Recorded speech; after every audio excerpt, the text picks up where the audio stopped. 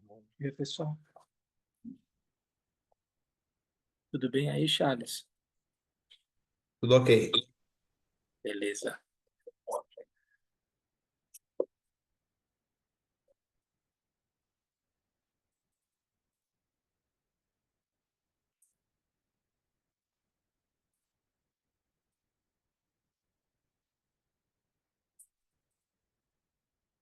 Como é que passaram a semana? Tudo bem? Então, tá bom. Pessoal em casa também, tudo bem aí? Passaram bem a semana? Bom, a gente hoje então retoma o estudo do texto do Gampopa, depois de ter contado um pouco da história do Gampopa na semana passada.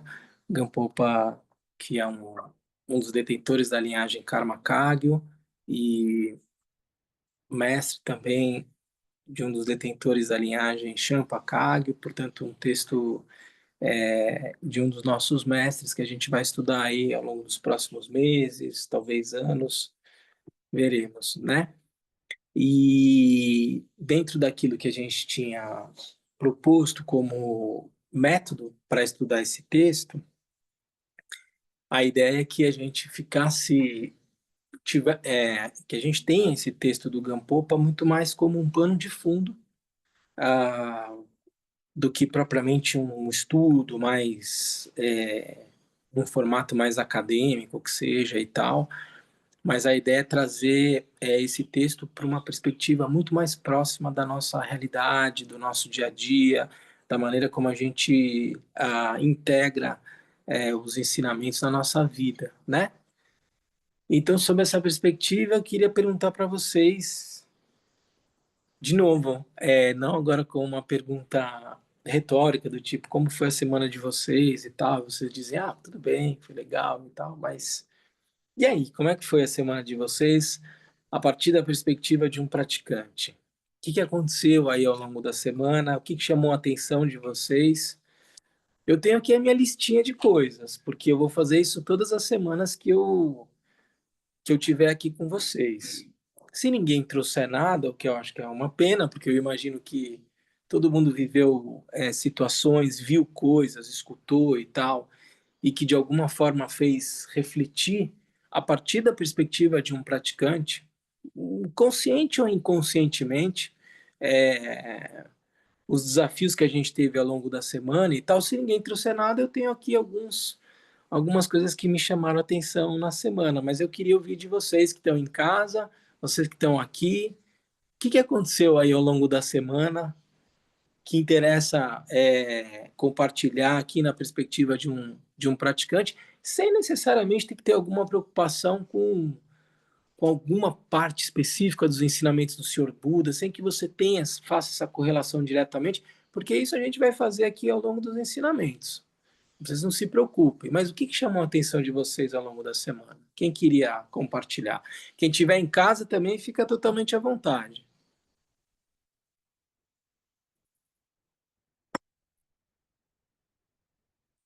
Se ninguém trouxer nada, eu já trago uma coisinha aqui para a gente falar a respeito. Fala, Tati. O ano passado foi uma semana bem difícil, né? Foi dois fatos. ah, Minha avó faleceu segunda. Tudo bem que ela já tinha uma certa idade, mas querendo ou não, a gente sente a perda. Não tem como não sentir. Mas ao mesmo tempo a gente sabe a importância que ela teve. E o interessante é que as minhas tias são católicas, Aham. são espíritas, né? Então, todos estavam calmos, porque sabiam o propósito que ela tinha tido na Terra, né? E teve uma tia minha que falou assim, me abraça e não chore. Não chore não é não chorar do luto que o cristianismo ou as pessoas daqui sentem, né? Pense no que ela viveu, no que ela vai. A saudade vai ficar, isso é fato. E é isso que eu trabalhei. E outra que eu estou precisando de uma estatística, eu sou professor da UNB, que eu também trabalho lá. E ele é um cara muito bom. Só que ele estava enrolando, eu tenho um prazo até sexta para entregar pronto. Nem é para revisar até sexta, para entregar pronto. E ontem eu estava, na sexta eu estava desorientada, eu falei assim, estou sem fazer nada. Uma coisa que não depende de mim foi acender o incenso. E meditar, assim, falei assim, não tem o que fazer. Assim, eu tenho que colocar pensamentos que ele vá me entregar o mais rápido possível. Aí meu marido mandou uma mensagem. Aí eu, toda educada, aí não te entrego até domingo à noite. Porque não adianta tentar fazer as coisas do jeito que a gente pensa, né? A gente tem que ver como que é o ensinamento. Tudo bem que a gente não vai seguir muito ao pé da letra, mas tentar acalmar a mente. Tentar ver que certas coisas não vai levar a nenhum lugar. Uhum. O meu marido é espírita, então ele fala, não fica aborrecido. No final, Deus vai te ajudar, né? Ele vai estar ali, vai resolver. E é incrível, assim, as coisas que meu marido está fazendo, assim, no final sempre tem uma porta que vai dar certo. Então, na nossa também a gente tem que pensar que o que a gente estuda, que a gente faz o bem, que a gente está praticando, a gente vai conseguir. A gente está aqui para evoluir, não para, se a gente está fazendo a prática direitinho, não para retroceder. E você mandou a mensagem? É isso, né? Tem que mandar uma mensagem. É legal acender um incenso, é super pertinente, mas tem que fazer aquilo que tem que fazer. Tem alguma coisa que está ao meu alcance que eu ainda possa fazer? Posso acender um incenso e posso mandar uma mensagem? Acenda o incenso e também mande a mensagem. A gente vai falar muito sobre essa perspectiva hoje, dessa dinâmica de causalidade. Ah, ainda que a gente tenha como pano de fundo uma disposição de conhecer a realidade tal como ela é, a gente vai falar um pouco mais sobre isso, pode parecer um pouco abstrato demais, mas a gente precisa fazer o que a gente precisa fazer. E ah, pode ser que Deus ajude, pode ser que os meus pensamentos, ah, de alguma forma, possam trazer algum tipo de reflexo na realidade. Eu não estou aqui, estou colocando hipóteses reais mesmo, mas também ações concretas daquilo que está ao teu alcance, né? Numa perspectiva de um prazo que você tem para entregar as coisas na universidade e tal, mandar a mensagem é a coisa das mais sábias a se fazer, né? E às vezes, no contexto da situação e tal, uma pessoa com quem a gente tem uma profunda confiança e vendo um certo distanciamento à realidade, às vezes livre dos constrangimentos que a gente às vezes pode estar na situação, simplesmente te deu um conselho extremamente pertinente, você entendeu que era pertinente e dessa mensagem o professor respondeu, eu vou te responder até domingo e daí por diante. Isso provocou algum tipo de movimento, né, na realidade. E é extremamente importante também, né? A gente fazer o que a gente tem que fazer. Em relação à perda da tua avó, a, como você está em relação a isso? Então, eu não sei explicar, porque assim, quando alguém muito próximo falece, eu fico triste, muito triste naquele dia. Não porque ela não vai estar ali, eu não sei, eu fico triste, normal. Mas depois, eu sempre sinto que a pessoa está em uma viagem. Eu não fico assim, eu tinha que estar aqui, não sei o quê. Eu tenho parentes japoneses, então assim, sempre tem a foto da pessoa no altar para eles. Eu chego, eu cumprimento, e como se a pessoa tivesse muito maior do que eu, mas assim, passando para um outro lugar, que eu não sei aonde, mas eu não fico retorcendo aquilo, tinha que estar sofrendo luto. Eu fico triste até os primeiros dias.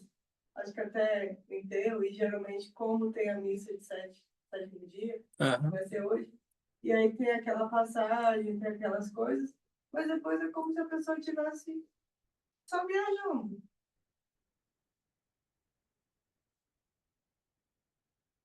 Ótimo. É uma boa maneira mesmo de ir processando a distância daquela experiência que a gente tinha do convívio e daí por diante, né? É, ainda que se no momento do luto, do momento da perda, do enterro, você ficar triste e se te ocorrer de você chorar, tudo bem também, né? É, para algumas tradições, isso pode trazer algum tipo de dificuldade ainda para o ser que partiu, né? Mas acontece também. Se você chorar, não tem problema, mas se você adota esse tipo de postura, consciente de que aquilo é um processo só acontecendo, é extremamente saudável depois, como você colocou, Tati. Não tem. Acho que a gente.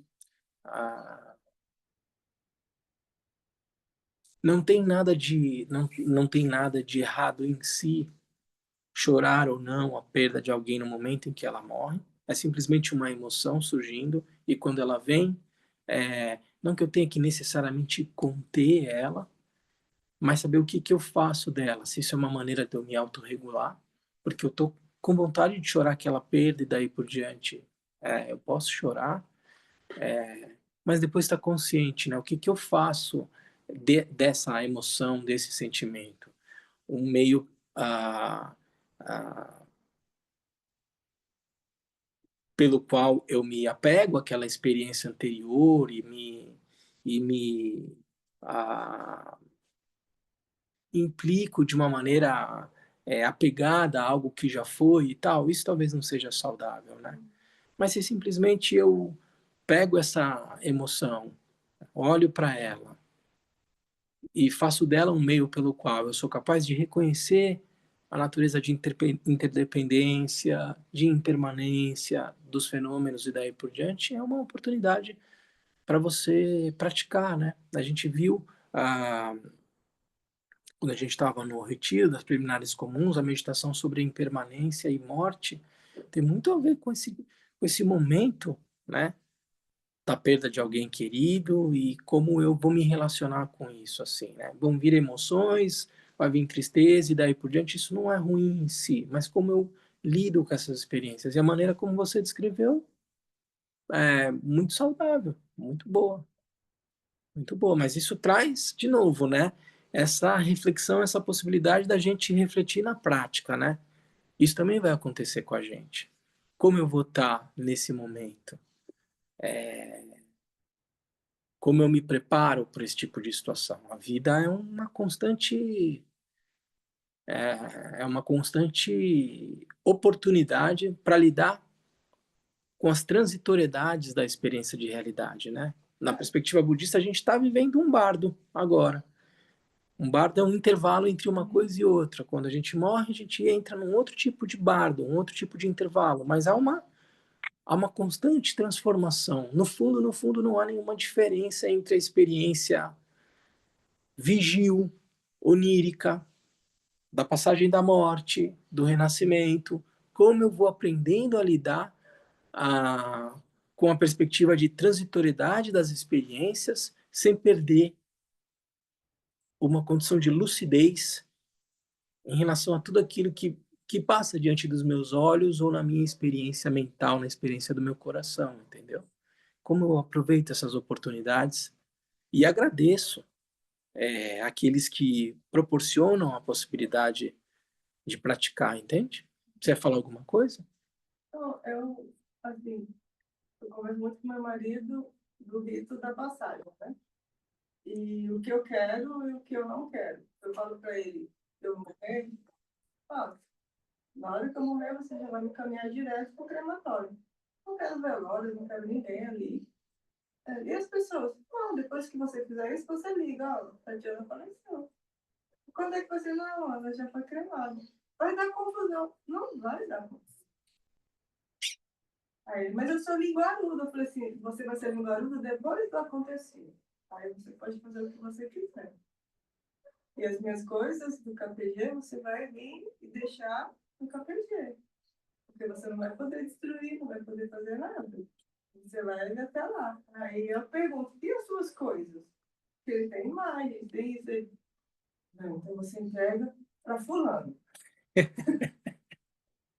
Mas você fala para todo mundo que eu morri. Então, bom, cada um age. Mas o que é mais importante é a possibilidade de falar sobre a morte, né? A gente não precisa esconder a morte. A morte não é uma derrota, não é algo feio. A morte é uma coisa natural.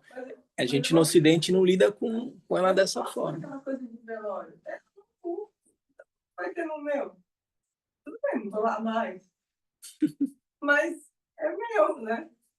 Então, assim, ainda posso escolher depois que eu partir, né? Aham, é. Mas o importante é isso, é ser capaz de olhar para isso sem nenhum tipo de E hoje ele, prevenção. por esse meu lado, de ser talvez um pouco mais tranquilo de aceitar a morte, assim, ele vem com o outro lado. E ele acredita em outras coisas, né? Que aqui é só o corpo que a gente está. E aí ele também acaba sendo mais tranquilo, né? Nessa Ah. comunicação. E você também ser esse suporte para ele poder falar sobre isso e dizer como ele prefere, o que, que é importante para ele e tal, né? Entendendo que é isso, acho que todo mundo aqui que é budista e tal, numa sociedade tão marcada por outras tradições e tal, fica às vezes se perguntando como eu me comporto, né? A maneira como eu penso, será que vale para os outros? O que que eu deveria fazer e daí por diante? E é muito importante a gente respeitar a tradição dos outros nessa hora, assim. Então, de quem é de Deus, quem é de Nossa Senhora, quem tem devoção e daí por diante, que tenha Jesus, que tenha Nossa Senhora no coração nesse momento. Se isso te traz conforto, segurança e daí por diante, a gente não precisa tentar convencer ninguém de nada. Então, né, essa postura respeitosa de dizer o que, que você quer que eu faça, como você quer que eu me comporte, para que você seja um suporte para que aquela pessoa se sinta acolhida naquele momento crucial para ela. Só esse tipo de atitude já é extremamente benéfica e a gente não precisa se preocupar se essa pessoa não vai renascer nesse ou naquele lugar e daí por diante. Cada um tem a sua tradição, a tua fé a gente precisa respeitar e ser um suporte para que ela possa se sentir acolhida e segura e estável nesse momento. É isso. Muito bem. Não, você comentou sobre o Bardo, acredito que, na minha visão, início de ano a gente fica um pouco, né? Eu já me olho no ano passado, já nem me reconheço, assim. A gente fica as mudanças, assim. Eu tô um pouco assim, nesse primeiro mês, assim, flexível, vendo a sutileza das mudanças, né? E o tanto que isso é transitório no sentido de que a gente muda muito, né? A gente não percebe, mas tô assim, você falou da palavra barba, né? É. Me veio E veja como cada um tem os seus rituais, né, sobre esse tipo de olhar em relação às mudanças da vida, né? Para nós, na nossa cultura, muita gente mesmo no momento do término de um ano, começo de outro, que é mais um dia da semana, né, gente, que não mudou nada, mas é o momento em que a gente faz reflexão, que a gente olha para trás, que a gente avalia o que, que mudou, como a gente se transforma e daí por diante. A oportunidade da gente vir aqui para o KPG, fazer essas perguntas e olhar em perspectiva, né? Como é que foi a semana? Eu me lembro de um ensinamento quando eu estava na Índia, e a gente, por sorte, teve a oportunidade de receber ensinamentos da Sua Santidade Karmapa, e ele dizendo, olha, eu sou um monge a grande maioria de vocês são praticantes laicos. É difícil dar uma instrução para vocês, porque a realidade da minha prática, pelas circunstâncias da minha vida, é diferente da de vocês, mas eu acho que uma coisa em comum que poderia ser importante compartilhar com vocês é a oportunidade de vocês, toda vez ao final do dia, fazer uma reflexão. O que que eu fiz que eu me arrependo, que eu acho que não valeu a pena, que eu poderia ter feito diferente ao longo do dia? Reflete. Se você se arrepende de algo que você não gostou, é, confesse esse arrependimento na frente dos Budas e tal, se compromete a não fazer mais, não praticar mais isso, confia nessa prática de purificação dos seus atos e segue a tua prática. Aquilo que você fez de positivo, que você acha que foi meritório, dedica o mérito daquela ação para todas as pessoas para todos os seres sencientes. Se regozija, pensa nisso, assim, pensa quantas ações virtuosas os seres, os grandes praticantes, as pessoas em geral praticaram hoje. Pensa assim, né? Quanta coisa boa foi cometida. Se regozija dessas ações meritórias. Então imagina assim, tudo aquilo que os Budas, que os Bodhisattvas, que as pessoas em geral fizeram de bom no dia de hoje. Eu me regozijo em todas essas ações. E eu dedico todo o mérito decorrente de me regozijar nessas ações virtuosas para o benefício de todos os seres. Porque quando eu me regozijo numa ação virtuosa de um outro ser, é dito que a gente colhe os mesmos frutos daquela ação. E aquilo vai trazer uma ação de mérito para você. Bom, que os benefícios decorrentes dessa acumulação de mérito, de eu ter me regozijado das ações virtuosas de todos os seres sencientes, que isso seja dedicado ao benefício, ao despertar de todos os seres sencientes. Gente, faz isso todo dia no final do dia. Você vai ver que coisa preciosa é essa, né? É um pequeno outro ritual que a gente faz para meditar sobre as mudanças, sobre o que aconteceu e tal, e fazer dessa reflexão um meio de prática.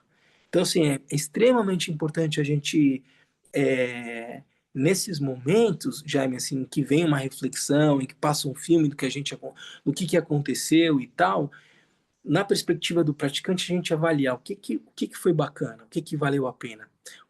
Que bom, dedica esse mérito para todos vocês. O que não valeu a pena? Cara, então isso aqui eu vou mudar, isso aqui eu vou mudar.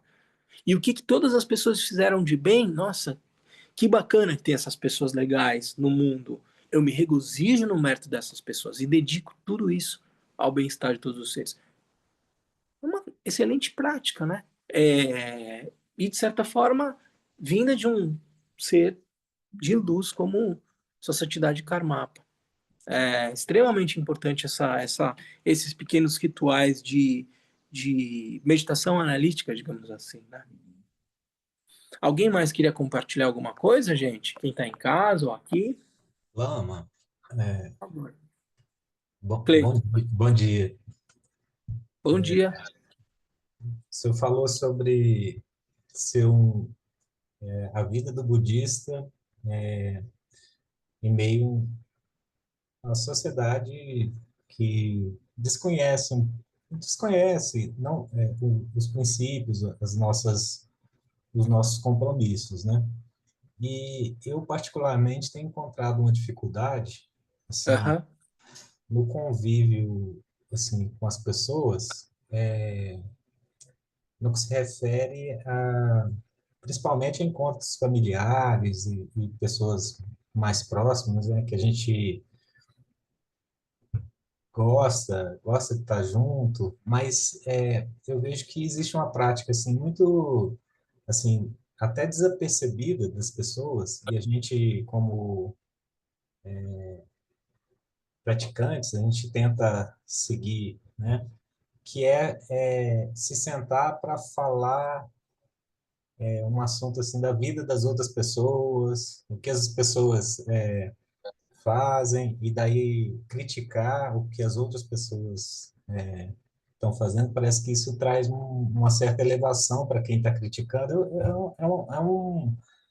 Eu vejo que é muito comum isso e não que as pessoas, eu não culpo as outras pessoas por mas elas fazem sem perceber, e isso tem me incomodado bastante, ao ponto de, assim, eu ontem mesmo, ou outros dias, eu não, assim, estou sendo convidado, mas aí não me sinto bem, assim, para visitar, às vezes, as pessoas, porque eu já sei que é uma coisa normal e o que vai acontecer, e eu acho que aquele tempo ali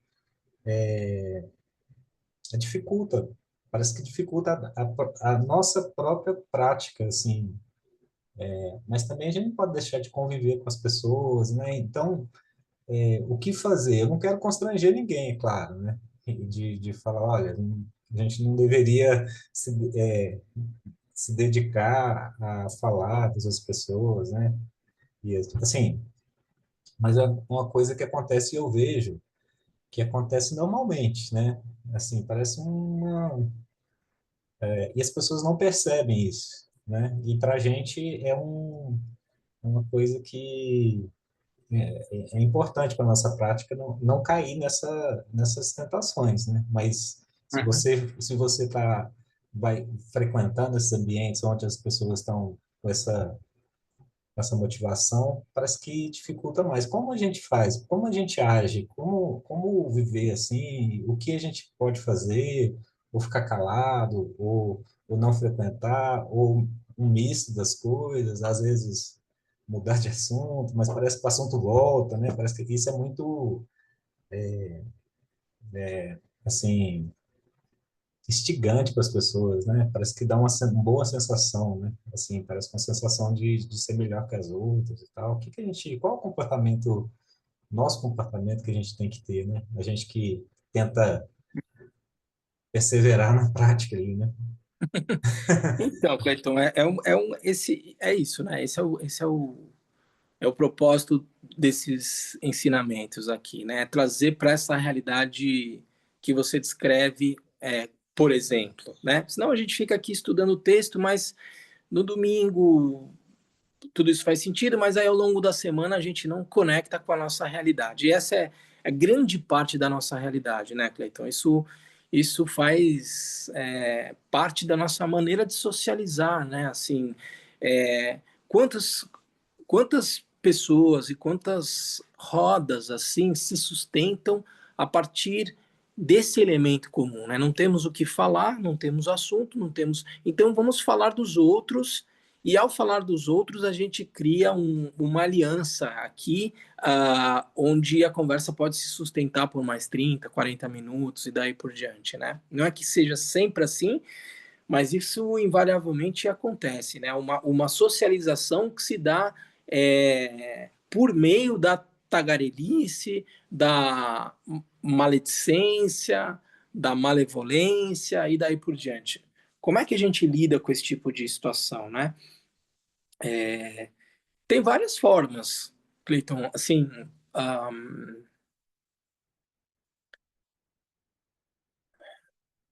vou citar algumas, assim, né? Ah, por exemplo, você tá num grupo de WhatsApp, as pessoas da família e tal, presencialmente, assim, começam esse tipo de conversa e daí por diante, assim.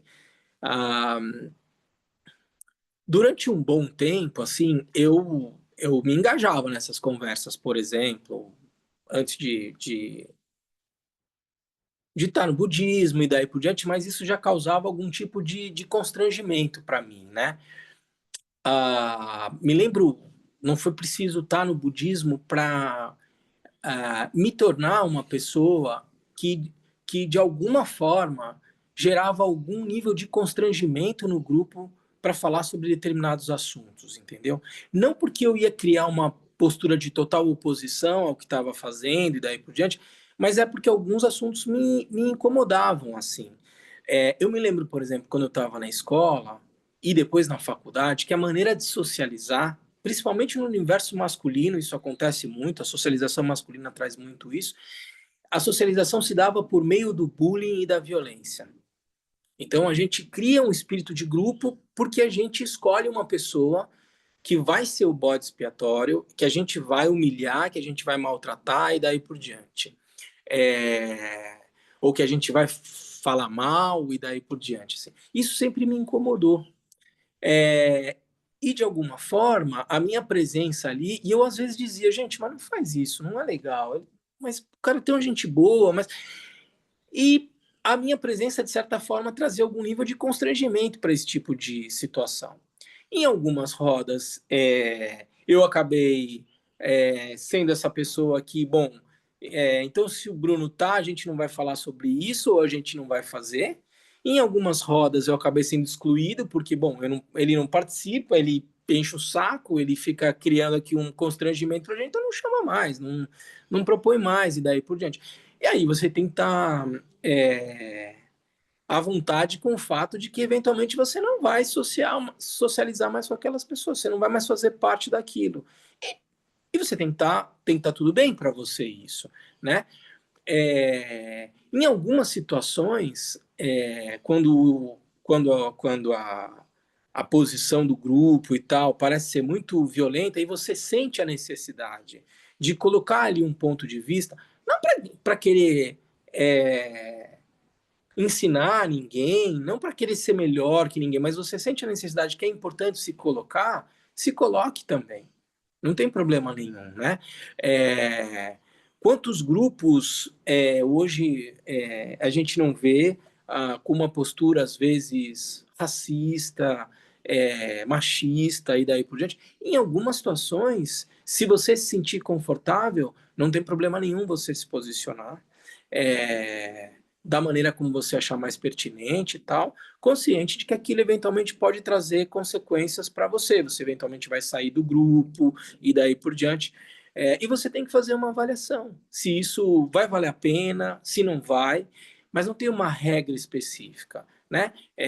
Acho que é importante você, no fundo, se respeitar e saber até onde você pode ir nesse tipo de postura. Né? Então, nós estamos numa roda de final de ano e tal.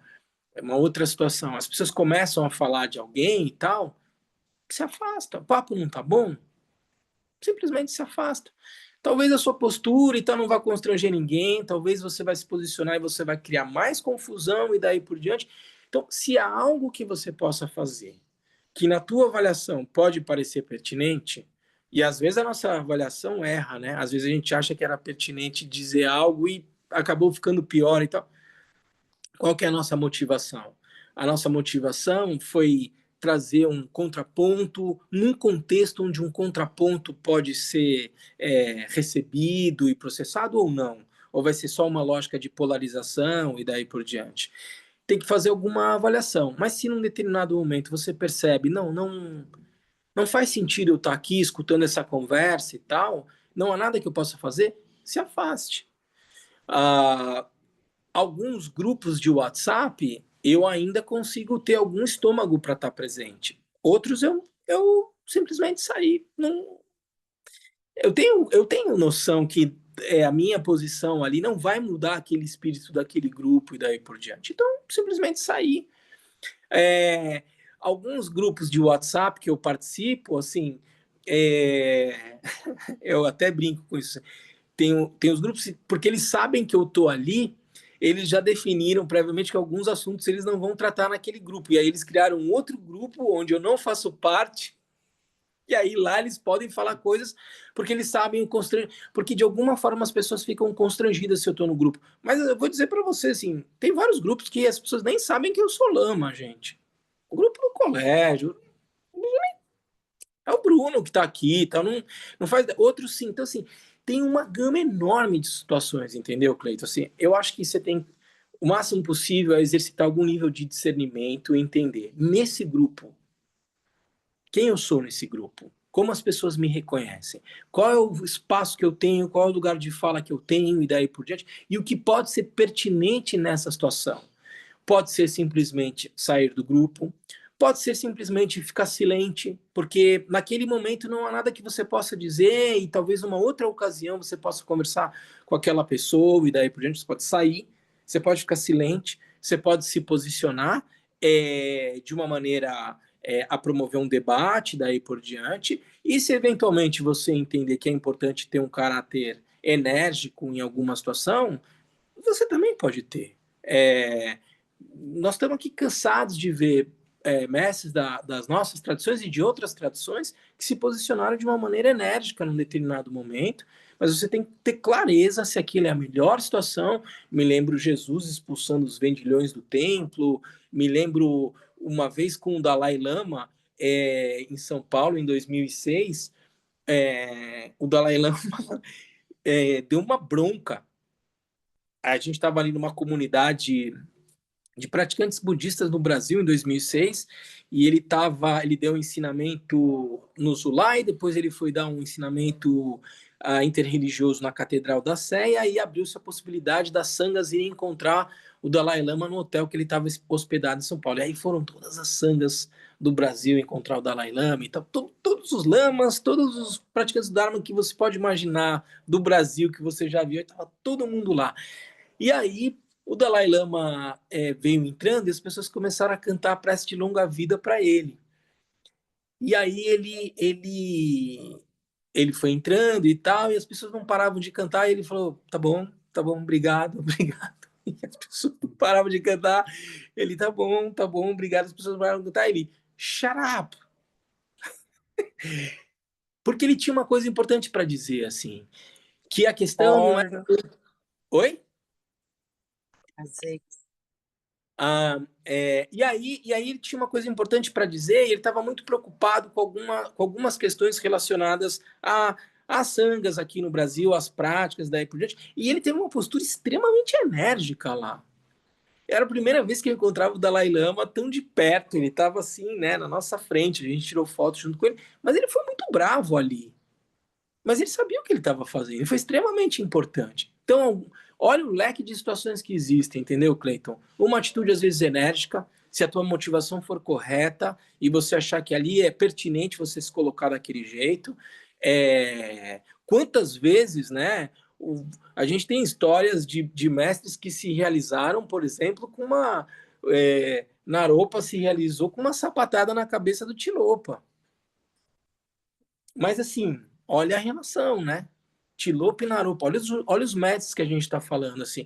Uma atitude mais intensa, digamos assim, pressupõe um tipo de situação muito particular e uma pertinência nesse tipo de ação, né? Uma mãe que ensina um filho de uma maneira enérgica numa determinada situação tem que encontrar a justa medida para isso, não transferir uma frustração, uma indignação no momento de ser violento com o seu filho, mas às vezes é preciso uma atitude enérgica, tem que ter sabedoria para aplicar esse tipo de ação. Pode ser uma atitude enérgica, pode ser uma atitude de convencimento e de diálogo, pode ser o silêncio, pode ser simplesmente o afastamento. Vai ser a tua motivação, o teu discernimento que vai saber encontrar qual é a melhor atitude. Entendeu, Cleiton? Fez sentido para você? Sim, sim. Então não é fácil, a gente não tem uma resposta, tipo, aqui você faz isso, tal. Você vai ter que olhar a situação, mas tem muitas alternativas, isso é importante saber.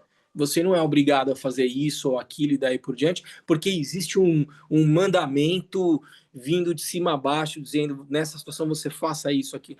A gente aqui, no budismo, a gente vai praticar a compaixão e a lucidez. E a partir desse espaço de lucidez, encontrar qual é a atitude pertinente naquela ocasião específica. Por isso que a gente diz, quem vai estudar os ensinamentos do Senhor Buda, às vezes vai encontrar situações que parecem ser contraditórias, mas ele ensinava a partir do contexto específico daquela situação, daquele praticante, entendeu? E às vezes as coisas podem parecer extremamente contraditórias mesmo.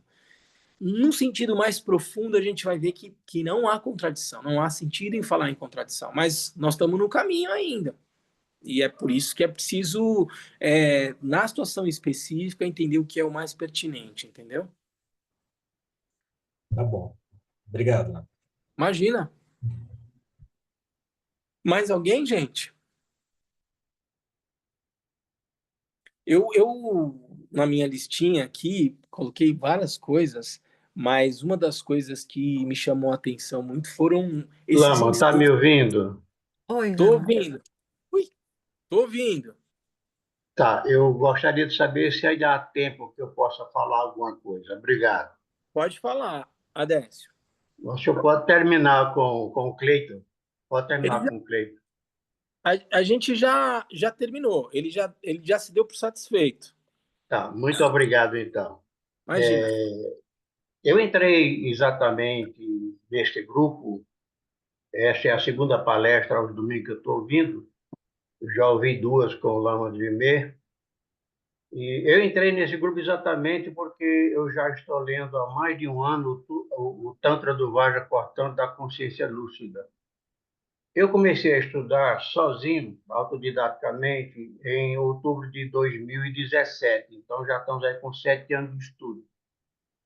E foi quando eu me aposentei de uma vez, que eu me aposentei, mas trabalhei de 12 anos depois de aposentado, foi que meu filho praticamente me obrigou a parar de trabalhar. Então, Uhum, eu me dediquei ao estudo budista, né, através dos Theravada, mas sempre sozinho, né? E, em paralelo, também comecei a estudar física quântica e tal. Resumindo, para não ficar muito prolongado, aham, foi através do Magia Manicária 140, a análise dos elementos, e a primeira vez eu senti realmente o vazio, né? Quando o Sr. Buda fala que isso não é meu, isso não sou eu, isso não é o meu eu, como a minha cabeça era muito cheia de coisa, era mais sofrimento do que qualquer coisa, digamos assim, então eu aham, senti, na verdade, um êxtase, um vazio fantástico, eu não quis mais sair desse êxtase. Então, sempre estudando e sempre também olhando no YouTube, o Lama Santen e outros também estudando. Foi quando o Lama Santen convidou o Lama Wallace para dar um retiro, e depois do retiro, foi em 2019, ele jogou isso na internet. Como eu não tenho condição de sair, de ir para retiro, eu me agarrei aquilo com os dentes. Então, foi quando eu conheci o Tantra do Vajrakortan da Consciência Lúcida, exatamente a explicação do Lama Wallace em 37 palestras, de 1 hora e pouca, 2 horas cada uma. Eu fiquei muito uhum, empolgado, né? E com isso eu procurei na internet, baixei. Então eu baixei esse Tantra, que é o resumo do Wallace, em 93 páginas, e faz um uhum, ano e pouco que eu venho estudando exatamente a clara luz, né? E a última fase fala como você permanecer na base da existência. É um uhum, negócio assim encantador. Para mim, o Tantra do Vajrakortan da Consciência Lúcida, quando você fala ele completamente, para mim, eu vejo o universo como se fosse um recipiente de diamante, onde todas as coisas acontecem lá dentro, onde o próprio espaço absoluto da consciência pura, ele é a fonte de tesouros, onde tudo nasce ali, que é o útero de Samantha Badri. Mas aquela questão, o que eu tiro desses estudos é cada vez mais paz, mais afastamento dos fenômenos, onde eu qualifico do meu corpo e da minha mente. Para fora tudo é externo. Então eu procuro mais estar nessa leveza e nesse vazio. Hoje, para mim, tudo, mesmo a parede que eu olho, eu sei que ela é vazia. Até pela física quântica que eu estudei também para ajudar, não uhum, de uma forma acadêmica, mas de uma forma amador, digamos assim. Então, essa noção de vazio, que eu sei que todas as coisas são construídas no vazio, mas são tecidas pela sabedoria vinda da clara luz, e sei também que o Dharmakaya é aquele brilho de onde surge dele a clara luz, e a clara luz é o Sambhogakaya, e ao mesmo tempo é o Sugata Garbha. Então, essas coisas me fascinaram e eu fiquei muito fascinado. E quando eu vi na internet também esse retiro de 3 dias, de 3 anos e 3 dias, e foi um filme que eu tinha assistido há muito tempo atrás, né? Eu acho que é Sansara o nome do filme. Então, uhum, fala assim, 3 anos, 3 meses, 3 semanas e 3 dias. Eu fiquei empolgado. Só que o detalhe importante eu estudo só, tenho conseguido muitas coisas por intuição, e eu sei que a primeira sabedoria que a gente recebe é uma intuição, porque nada do que eu procurei foi difícil, achei tudo. Esse Tantra do Vajrakortan, que o título completo é o Tantra do Vajrakortan da Consciência Lúcida, a matriz de aparências puras e consciência primordial, a quintessência do grande mistério do Matrayana, o espaço absolutamente puro, o espaço primordial absolutamente puro de Samantha Badri, que é a fonte de tesouros espontaneamente manifesta da grande perfeição. Isso, para mim, é um mantra. Quando eu me agarro nessa frase completa, é como se eu visse um vaso, que no universo eu vejo tudo como se forma lá. Isso é intuitivo. Mas eu não tenho ninguém para conversar, não tinha ninguém para falar, e eu fui fazendo em cada etapa, neste sutra, que são 93 páginas, do Lama Wallace, são 8 fases, e eu fiz um estudo comentado, eu mesmo comentando cada parágrafo que eu achava mais, que sobressaía mais, não é que seria o mais importante, porque para mim esse sutra é realmente esse tantra é realmente algo assim excepcional. Eu não vou dizer que eu entendi tudo, mas o que eu já entendi até agora, eu já li e reli mais de 20 vezes, estudei mais de 20 vezes durante esse ano, e tem sido a minha constante permanência nele. Então, o mundo, para mim, mudou totalmente do que eu vivia. É outro mundo completamente puro, é uma terra pura. Eu até digo para mim mesmo que eu vivo agora na terra pura de Sakyamuni, porque essa terra é maravilhosa. Eu não vi ela como hoje eu vejo. E Uhum. as próprias pessoas também, toda a criação, eu vejo exatamente como criações, como fala nesse Tantra, né? Como aparências puras. Tudo são aparências puras. E como na sua própria oração, no início, eu fiquei empolgado quando você falou, que os próprios pensamentos, apesar de não existir, nascem exatamente do Dharmakaya. É um negócio fantástico. E eu acho também que é um amolecimento de dente, alguém batendo no seu queixo de um lado e do outro, que o Buda começa a ensinar o primeiro giro de uma forma, no segundo giro é outro, no terceiro giro já parece que ele desdiz tudo que tinha dito, né? Aí entra o paramita, entra tudo do coração, isso fica uma coisa maravilhosa. Ou seja, ele não quer dizer para você, olha, meu amigo, nada existe, solta isso aí tudo. Eu não quis dizer isso porque é impacto muito grande para muita gente. Talvez alguém pode disputar isso aí, não volte nunca mais a querer esse estudo. E eu fui percebendo, mas eu já tinha em mim alguma coisa, desde os meus 35 anos de idade, e quando foi o dia do meu aniversário, 35 anos de idade, eu senti um soco na boca do estômago. Pô, vou morrer, e daí? O que é a morte? E eu vivi com esse medo até os meus 60 anos, eu estou com 72. Não, Uhum. até os 60 eu já vinha estudando, sempre fui de ler muito, mas para mim a morte é aquilo que eu estou vivendo, graças a Deus que essa morte na verdade é um alívio, é a morte das minhas próprias atitudes não convenientes em relação a mim e ao próximo, e essa coisa de você estar se metendo ou não deve se meter, ou seja, que está se metendo nas coisas, está achando que as coisas estão erradas, e as coisas estão tudo exatamente certas, estão tudo perfeito, que vem, que é tudo criação do Dharmakaya, e agora eu estou falando da perspectiva da clara luz. Não tem mais o Adécio, não tem mais o que eu me chamava antigamente de Nirgunananda, porque quando eu estudei os sastras antigos, né, o hinduísmo, e tinha lá Nirguna, é aquilo que não pertence a nenhuma das gunas, eu sabia como as gunas faziam mal, e hoje eu percebo isso, né? Hoje é como se eu estivesse compreendendo a fruição, Uhum. da base à fruição, e mostra nessa fase 8 exatamente como eu vivia na base da existência, mostra que é uma coisa só, a base à fruição, quando você compreende. É isso que eu queria ouvir mais, para que eu tivesse uma maior capacidade de absorção, para que eu ficasse sempre da perspectiva da clara luz, que é aquilo que nós realmente somos, que é o Sambhogakaya. Obrigado. Então, então, Adécio, obrigado por compartilhar. Desde o momento em que eu entrei em contato também com os ensinamentos budistas e tal, eu reconheço esse nível de arrebatamento, né, que a gente sente quando os ensinamentos fazem sentido. Em relação a esse sutra, que é um... Mas você concorda que eu estou em arrebatamento há mais de 10 anos. De 7 anos para cá é um negócio que eu nunca tinha experimentado. É um negócio assim, a gente fala assim, poxa, isso aqui é extremamente êxtase. Pois isso não é leitura, é um êxtase.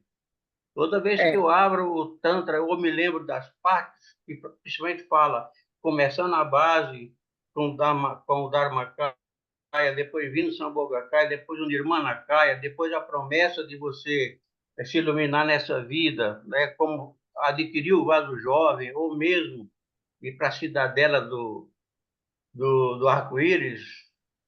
Eu estou sempre nesse estado. E aqui eu estou no meu quarto, que é a minha cela de meditação.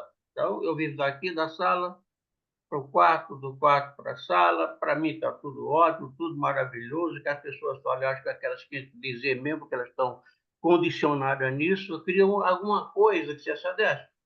Faz assim desse outro jeito, ou continua assim, porque, ou me escreve alguma coisa, te dou e-mail, porque para escrever no WhatsApp é coisa, ele não suporta tanta coisa. Seriam umas 10 páginas que eu passaria para você, porque eu já tenho umas 7, 8 páginas prontas sobre esse próprio estudo comentado do... então, eu entendi. Uhum. O que acontece é o seguinte, esse é um estudo, você viu, você teve os ensinamentos do Alan Wallace e tal, que é bastante avançado para aquilo que a gente está estudando agora aqui. A gente está estudando, não sei se você viu, mas é o texto do Gampopa, Ornamento da Preciosa Liberação. Então, Sim, eu já li tudo que ela me mandou. ótimo. Clarissa, eu já li tudo. Quando você recebe um ensinamento de um professor, como esse do Alan Wallace, o ideal, porque esse é um ensinamento que eu não conheço, né? Eu não tenho essa erudição, essa realização do Alan Wallace sobre esse tema e daí por diante. Então, o ideal em relação a esse texto, eu não sei quem são as pessoas que, enfim, estudam com Alan Wallace aqui no Brasil e tal, e que eventualmente poderiam fazer um acompanhamento Uhum. desse estudo com você, né? Em relação ao Ornamento da Preciosa Liberação, a gente está começando ele agora. Então, se você tiver um interesse, você disse que já leu o texto e tal, mas é sempre importante que se diz, Repassar sempre. é, e ter um professor que acompanhe esse teu estudo, né? Então, em relação a esse Hum. texto do Alan Wallace, tentar saber quem disponibilizou esse texto na internet, se há algum estudo sendo feito em algum grupo, com algum lama, se o Lama Santen está estudando esse texto com a Sangha e tal. Mas se você tiver interesse em acompanhar esses ensinamentos do Gampopa, do Ornamento da Preciosa Liberação, você está absolutamente convidado a participar e tal, mas a gente vai numa toada onde as questões relacionadas à vacuidade, à clara luz e daí por diante, elas acabam aparecendo mais adiante, mais lá na frente e tal. Então, a gente vai num ritmo aqui que, digamos, é mais lento e mais Não, mas para mim está gradativo. correto, viu, Lamar? Desculpa estar interrompendo. É correto, porque lá no próprio Tantra ele fala, para quem não fez as práticas básicas, iniciais, intermediárias, corre o risco de ser enganado no meio desse caminho. E é o que eu não quero. Porque uma hora que eu falo assim, olha, eu estou vivendo da perspectiva da Clara Luz, eu sou a Clara Luz, eu sou o Dharmakaya, eu estou vendo essa perspectiva. Tudo que fala na minha mente, que ela pergunta, ela mesmo responde, então é alguém que não sou eu. Isso eu já estou sabendo. Só que tem um detalhe. A sabedoria que tem na mente, que vem da consciência primordial, é infinita. Então, eu posso, de qualquer hora, ou mesmo agora, já está sendo passada a perna em alguma coisa, exatamente por falta de um instrutor. Então, o estudo de vocês, para mim, é de excelente necessidade, é de primazia mesmo.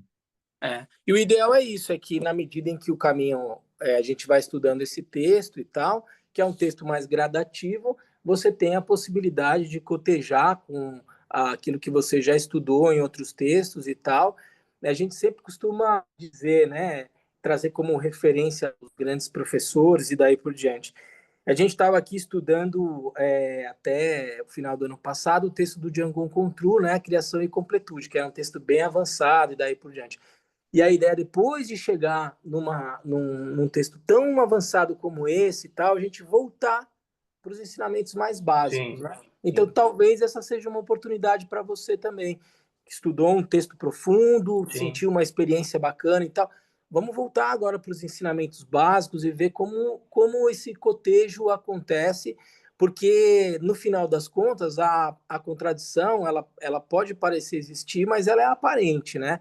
Os ensinamentos são sim. todos do Senhor Buda. Então, seja um ensinamento mais básico, um ensinamento mais profundo, eles precisam, num sentido mais profundo mesmo, eles com certeza vão estar em harmonia. Então, pode ser uma boa oportunidade para você agora, começando o estudo do Gampopa, você gradativamente ir experimentando o saber contido nos ensinamentos e cotejar com os outros ensinamentos que você já recebeu para ver se eles estão em harmonia, em sintonia, ou se aparece alguma dúvida para você. Pode ser uma boa Concordo. oportunidade. Não, concorde nessas palestras que eu fiz do Lama Sonan semana passada e agora a sua também. Eu também estou vendo direto no YouTube o Lama Dreamer. Está sendo muito bom porque tem coisas que é falada que é do próprio Tantra, né? O Isso. Tantra do Vajra Cortante, ele é exatamente o que fala exatamente desse Tantra, que ele é exatamente o grande segredo do Mantrayana, que são todas as escrituras, sutras e mantras. Né? Então, isso é fantástico. E É, eu não tenho pressa porque eu não vou falar do conhecimento que eu adquiri, não estou falando de conhecimento, eu estou falando de alívio. O alívio que eu já recebi nesses 7 anos de estudo, que eu sempre estudei desde adolescente, eu estudei, né? Eu passei por vários estudos, mas quando chegou no budismo, já foi pulando numa piscina refrigerada, gostoso, né? Tal. Então, o que acontece? Eu não estou falando de conhecimento, porque, por incrível que pareça, às vezes você só volta a buscar alguma coisa quando você escuta de novo, aí você se lembra novamente. Você não e, tem todas as coisas queimadas na cabeça, um programa de estudo que você faz com tapa de A a Z. Mas eu estou falando do alívio. Eu é, estou falando que eu vivi numa terra perigosa, de muito sacrifício, de muito trabalho, de ser submetido a humilhações, submetido a uma série de coisas que todo mundo também é. Logicamente, é um monte de gente brigando, a gente não sabe por quê. E agora, como se eu estivesse numa terra pura. Talvez não seja a terra pura de Amitabha, mas é a terra pura de Sakyamuni. Como você olha as coisas e vê todas as coisas como aparências puras, você não tem como condenar aquelas aparências, menos que elas se colocando como inimigo contra você. Não, isso é uma aparência pura. Né? Isso pela a impermanência das coisas, daqui a 150 anos eu não vou mais ver isso aí, que já morreu, já virou pó lá no cemitério, etc. Então, certas coisas, estou falando de alívio mesmo. Então, hoje a minha cabeça é um alívio, né? Uma ambrósia, digamos assim, são aquela água de 8 qualidades maravilhosa. o ideal, então, Adécio, é agora acompanhando esse texto aqui, que é mais gradativo, que é um texto Lanrim, você encontrar os pontos de contato, você sustentar essa, essa possibilidade, né, de desfrutar dos ensinamentos nessa condição mais tranquila, mais serena e daí por diante. E na medida em que for aparecendo dúvidas em relação a esse texto, do Gampopa, a gente vai estar aqui para conversar mais e detalhá-lo para vocês, tá bom? É maravilhoso, muito obrigado. E eu me sinto muito honrado de estar nesse grupo, porque eu nunca me senti aquele, a gente fala, aquele acolhimento. Eu não tinha, eu estava só, né? Vendo pela internet, o YouTube, etc. Muitos textos pela internet, tudo.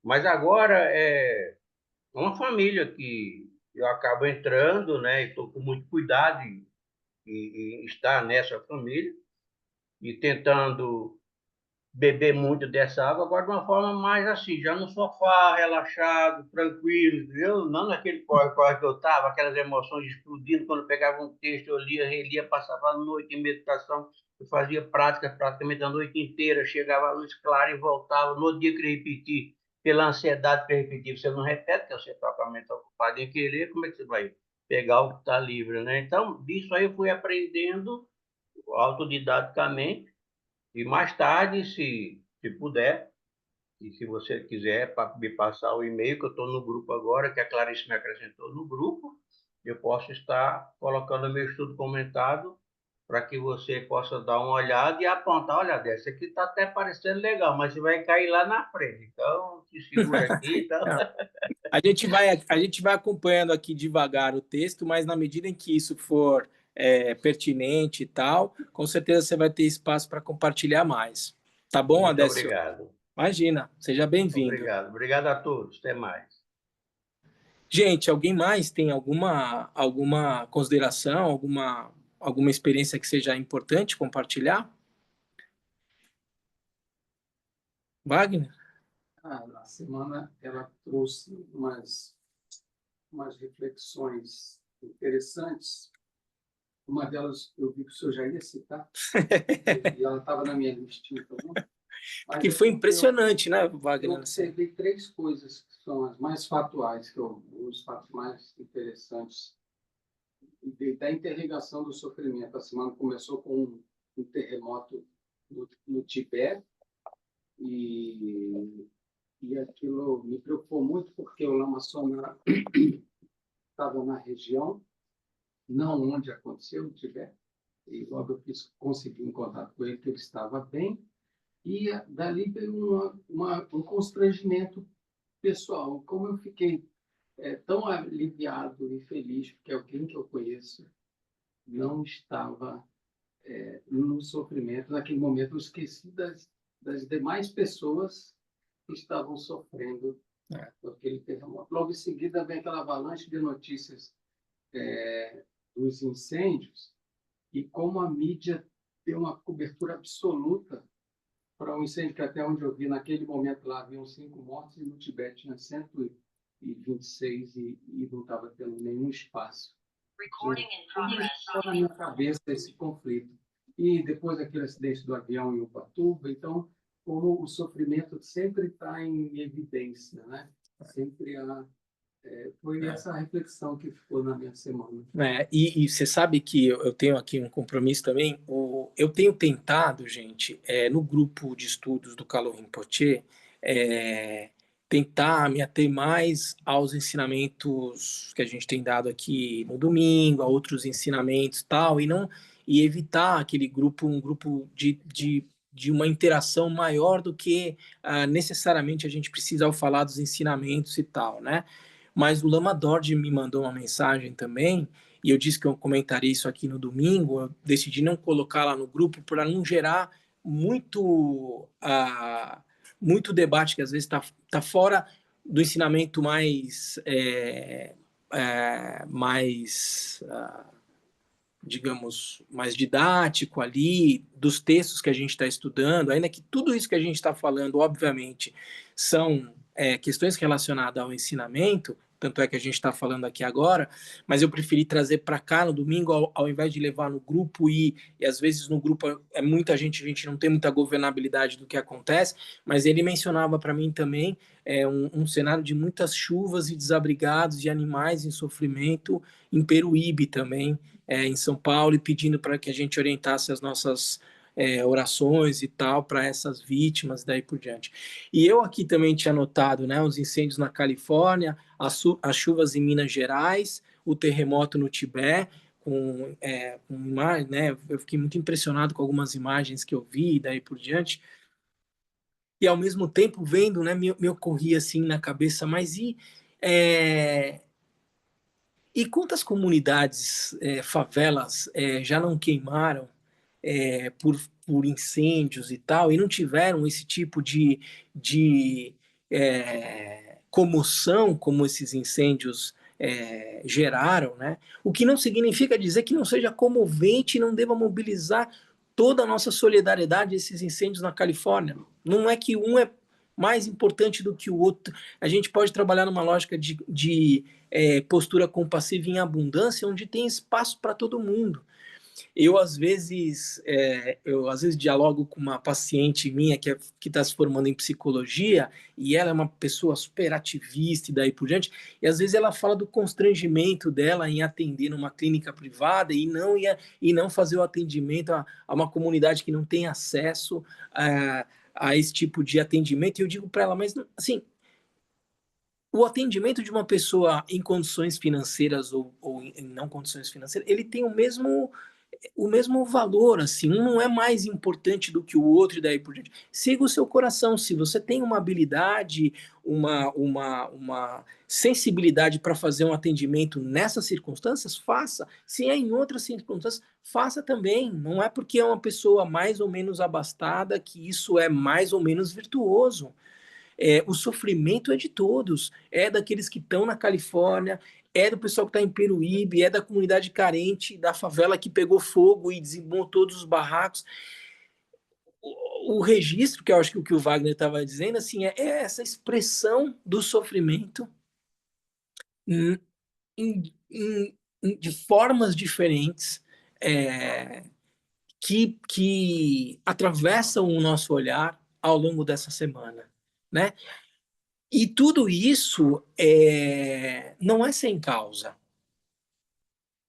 Tudo isso é decorrente de causas e condições. Sejam condições meteorológicas e climáticas que não têm nada a ver com a ação humana, sejam condições climáticas e meteorológicas que têm a ver com ações humanas e daí por diante. Mas vejam como essa experiência de realidade, ela invariavelmente é marcada por sofrimento. E como isso atravessa o nosso olhar ao longo da semana. Eu acho que ninguém fica indiferente quando você tem, ao longo da semana, tantas formas diferentes de sofrimento se manifestando na nossa vida. E aí, quando a gente olha para a nossa própria realidade, eu anotei aqui, eu trabalho como terapeuta, o sofrimento das pessoas que eu atendo, eu tenho os meus desafios como pai, os desafios que eu enfrento na paternidade, daí por diante. Olha como essa experiência de realidade ela é marcada por formas distintas de sofrimento, né? Não é uma perspectiva pessimista e daí por diante. É um dado da realidade. É um dado da realidade. E a gente, quando falava dos ensinamentos do Sr. Buda, e o porquê que ele decide encontrar uma resposta para situações de sofrimento que ele se deparou, é porque elas eram reais. Não era fruto de uma abstração e daí por diante. A perspectiva, a disposição do príncipe Siddhartha era encontrar resposta para as experiências de sofrimento que permeiam toda a nossa existência, né? E daí, então, ele sai do palácio, peita o questionamento do pai dele, que diz, mas como assim, né? Ninguém nunca encontrou resposta para essas experiências de sofrimento, do envelhecimento e da morte, por exemplo, da doença. E ele diz, não, mas eu quero encontrar uma resposta para isso. E ele sai do palácio. Ele passa 6 meses, 6 anos em meditação.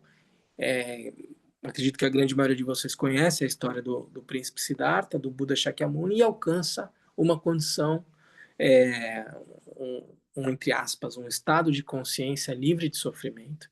E aí, então, ele decide ensinar, há 2.500 anos atrás. E esses ensinamentos, então, são transmitidos, mestres para discípulos e daí por diante, e chegam 1.000 anos depois, 1.500 anos depois, por meio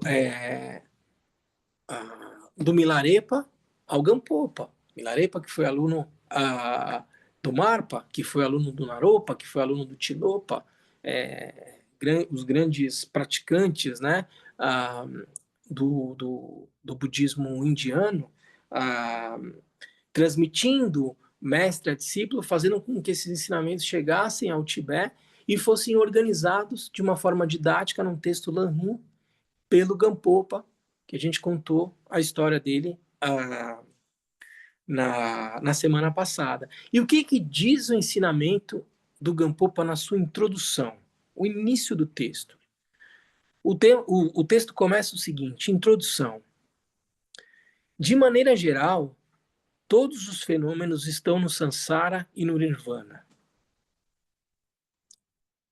A natureza do Sansara é vacuidade, sua manifestação é ilusão e sua característica é o surgimento do sofrimento. Isso é o Gampopa dizendo, são as primeiras linhas do texto. Todos os fenômenos estão no Sansara e no Nirvana. A natureza do Sansara é a vacuidade. O que consiste o Sansara? O Sansara é vazio de uma existência inerente por si só. Ele é vacuidade. Ele é insubstancialidade. No entanto, essa vacuidade tem a faculdade de manifestação. E ele vai dizer, esse Sansara, a manifestação do Sansara é a ilusão. E sua característica do Sansara é o surgimento do sofrimento. Sofrimento esse sobre o qual a gente está falando aqui ao longo de toda a manhã. A natureza do Nirvana também é vacuidade. Esse estado Nirvana, né, esse estado de consciência, também é insubstancial. Sua manifestação é o esgotamento e o desaparecimento de toda ilusão. Portanto, o Nirvana, esse estado de consciência, esse Nirvana, olhando muito mais sobre a perspectiva não de um locus, de um lugar, mas de um estado de consciência, se manifesta quando se esgota e desaparece toda a perspectiva ilusória de se relacionar com a realidade. E a sua característica é a liberação do sofrimento. É um estado de consciência livre de sofrimento. Quem está iludido no Sansara, o Gampopa vai dizer? Os seres sencientes das 3 esferas de existência. Aqui se faz referência, né, aos três reinos, né? O reino sem forma, o Arupa Loka, né? O reino de natureza sutil, ou Rupa Loka, aqui descrevendo alguns estados de consciência divinos e daí por diante, e os reinos de experiências sensoriais ou sensuais, às vezes a tradução Kama Loka, né? Então ele está dizendo que os seres das 3 esferas da existência é que estão iludidos no Sansara. Sobre que base a ilusão se desenvolve? Sobre a vacuidade. Essas experiências ou essas manifestações ilusórias emergem a partir da vacuidade.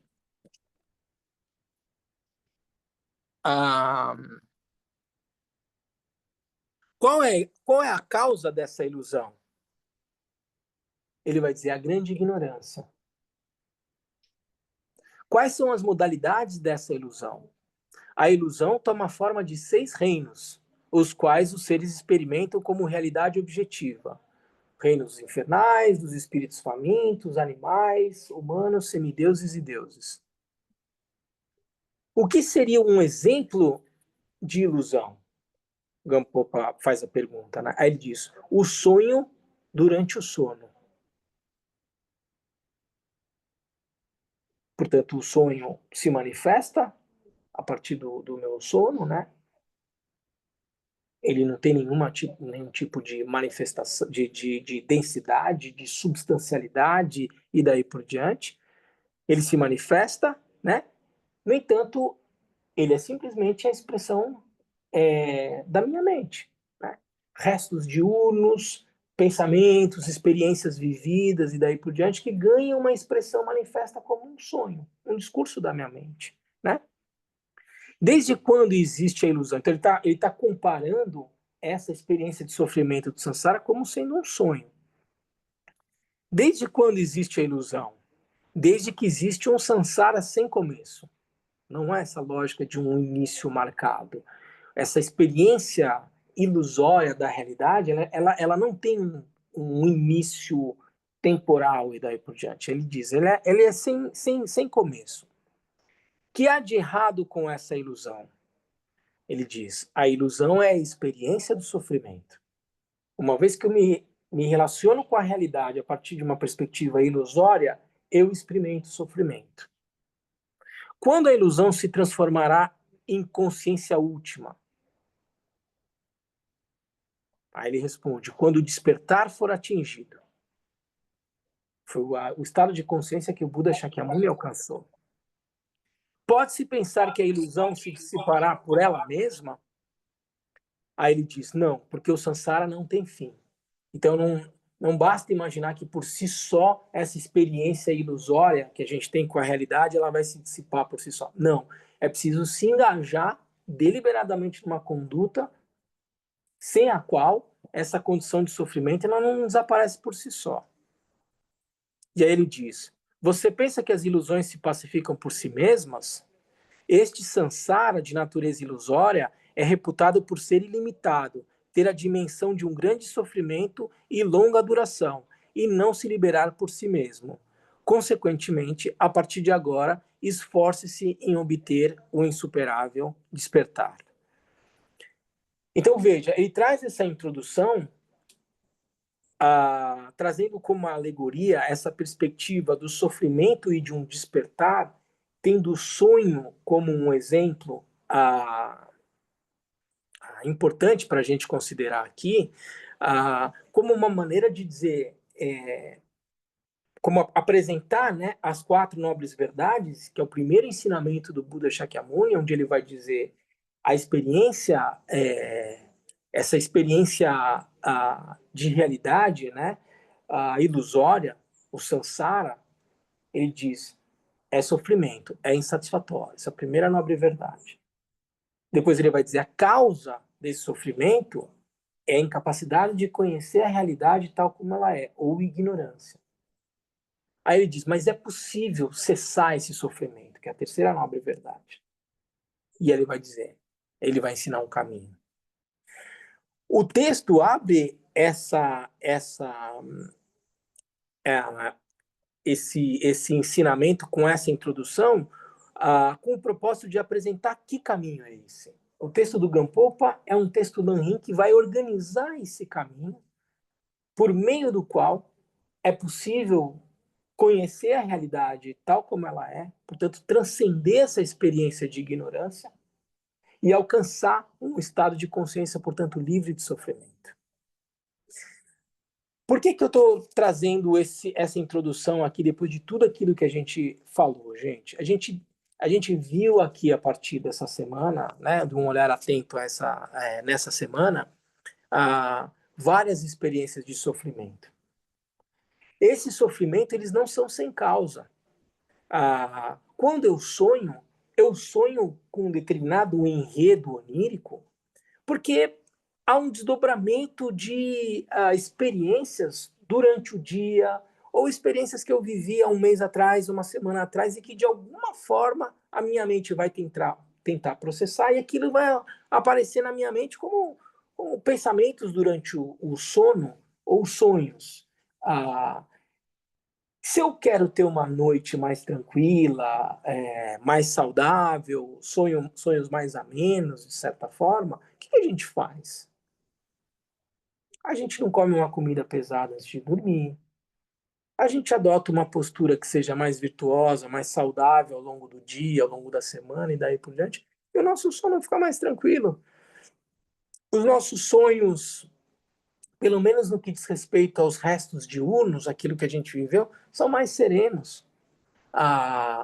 Aquilo que eu experimento nessa realidade onírica dos sonhos não é sem causa. Não é absolutamente aleatório.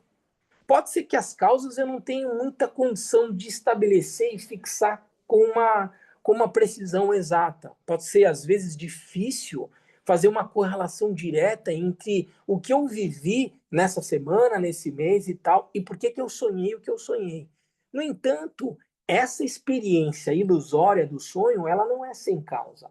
Ela é decorrente de experiências que eu vivi ao longo do dia, ao longo da semana e daí por diante, na sua grande maioria. Né? Na sua grande maioria. Pode ser que existam coisas que transcendam a nossa possibilidade de compreender e interpretar um sonho, mas com certeza há uma correlação entre o discurso onírico dos sonhos e aquilo que a gente experimenta ao longo do dia e daí por diante. Sob a perspectiva de que são simplesmente circunstâncias diferentes de experiências que se dão na minha mente. Quando eu estou aqui conversando com vocês, isso parece ser o real e o que eu estou sonhando parece ser o ilusório.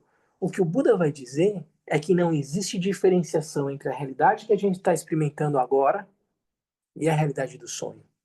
Por isso que ele fala de um despertar último. Essa possibilidade de eu me relacionar com essa realidade que parece ser a real, verdadeira e daí por diante. Não do sonho, que é só um discurso onírico, ele vai dizer o seguinte, não. Alcançar um estado de consciência livre de sofrimento é conhecer essa realidade que a gente imagina que ela é real, com uma existência inerente daí por diante, se relacionar com ela a partir da sua verdadeira natureza. Essa realidade que a gente vive agora, ela também ela é ilusória. Ela também é marcada, a sua natureza é vacuidade, como o texto está dizendo aqui. Sobre qual base se manifesta a ilusão do samsara, dessa realidade que a gente experimenta no dia a dia, seja vigil, seja onírica, ele vai dizer, a vacuidade. E a mesma base contém o nirvana, digamos, ou um estado de consciência livre de sofrimento. Portanto, não há uma diferenciação entre essa experiência de realidade que a gente chama de real, digamos assim, e aquela dos sonhos. A natureza de ambas é a mesma. Ambas são ilusórias. A possibilidade de conhecer a realidade tal como ela é, percebendo que é um caráter insubstancial e ilusório em tudo aquilo que se manifesta na nossa existência, é a possibilidade de alcançar um estado de consciência para além do sofrimento, um estado de Buda. Como a gente vai fazer isso? O texto vai trazer todo um caminho de prática. Para que não seja simplesmente um discurso, eu falar que a realidade é ilusória e daí por diante, mas enfim, ela não é assim que eu experimento a realidade no meu dia a dia, né? Eu posso ter esse discurso muito bem construído na minha mente, mas eu de fato experimento a realidade a partir da perspectiva de que ela é só uma ilusão? Como eu faço para ir transformando o meu modo de ser, para que eu conheça a realidade tal como ela é?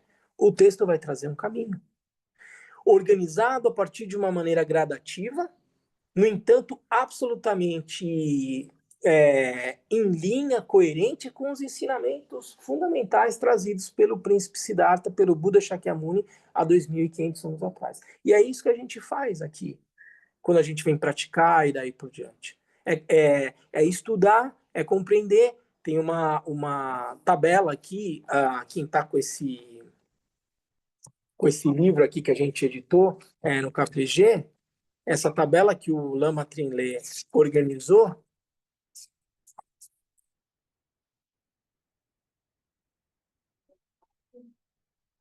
página 7, ele fala as fases necessárias para a realização de um objetivo. Esse quadro que está aqui, gente. E que ele vai colocar 3 etapas fundamentais, a gente já falou muito sobre isso, o estudo, a reflexão e a prática, né? Tosamgon, em tibetano. Adquirir a informação, examinar a informação e aplicar, experimentar a informação. Esse é o caminho gradual, né? Na perspectiva do progresso na prática, o Lama Trilé menciona aqui, a partir dos ensinamentos, né, do Sr. Buda, Shi, que é a base, que são as preliminares, o suporte, o fundamento da prática, Lam, que é a via, que é o caminho, esse é um texto que a gente vai estudar aqui, é o Lamrim, né? É um caminho de prática, e o fruto ou o resultado, é a decorrência desse caminho, né? E esse progresso ele vai se dando por meio da visão, compreensão do sentido da prática, né? A visão, a meditação, que é o momento onde eu vou estabilizando essa visão profunda da prática, e a conduta. Depois que eu alcanço, por meio da visão, do sentido profundo da prática, da meditação, que é o processo de familiarização e estabilização dessa visão, quando eu alcanço o estado de Buda, a conduta de um ser iluminado, qual é? Esse é o caminho gradual que a gente vai estudar ao longo dos próximos meses e anos. E o que é fundamental a gente compreender, pelo menos nesse primeiro momento, quando a gente trouxe todas essas experiências de sofrimento, é entender o seguinte: tudo aquilo que a gente experimenta, tudo aquilo que é percebido como sendo realidade, não é sem causa. Os incêndios, os acidentes naturais, os acidentes aéreos, as experiências de sofrimento que a gente viu ao longo dessa semana não são sem causa. Algumas podem estar mais ou menos na nossa governabilidade, mas não há um aspecto absolutamente aleatório em tudo aquilo que se manifestou ao longo dessa semana. O que eu puder fazer, em função da pergunta que foi feita por um dos nossos alunos aqui, né? O que eu puder fazer para interferir na realidade, que crie condições mais favoráveis para a minha prática, eu devo fazer. O que estiver fora da minha governabilidade, como eu faço para lidar com essas experiências? Um terremoto está fora da minha governabilidade. O que eu faço quando um terremoto acontece? Eu tenho condição de prestar alguma solidariedade e daí por diante? Eu não posso fazer nada. Eu posso fazer uma prática, uma meditação e daí por diante? Fundamental é, diante dessas experiências de realidade, que são ilusórias, adotar sim algum tipo de postura. Não é simplesmente imaginar de que, bom, então porque são ilusórias não há nada a se fazer a respeito. A minha conduta, a minha ação nessa realidade ilusória, ela vai criando condições mais favoráveis para a minha prática. Portanto, não é para adotar uma postura alheia pelo simples fato de que há uma informação de que essa realidade é ilusória. Como eu faço para adotar uma atitude diante dessa realidade que vá criando condições mais favoráveis para a minha prática, que vá contribuindo para minimizar o sofrimento dos outros e daí por diante. Eu estou absolutamente implicado nessa realidade. Como eu faço para fazer dela um meio para a minha prática? É isso que a gente tem que refletir ao longo da semana. Porque essas experiências de sofrimento vão atravessar a nossa realidade. A gente ainda está implicado nela. A gente ainda não alcançou um estado de consciência absolutamente livre de engano. Então, é nessa realidade ilusória que eu vou depurando a maneira como eu me relaciono com essa realidade. Prática de sabedoria, prática de compaixão. Esses dois pilares vão atravessar todo o caminho que a gente vai estudar junto no texto do Gampopa. Tá bom, gente? Tudo bem? Vamos fazer nossa dedicatória, então?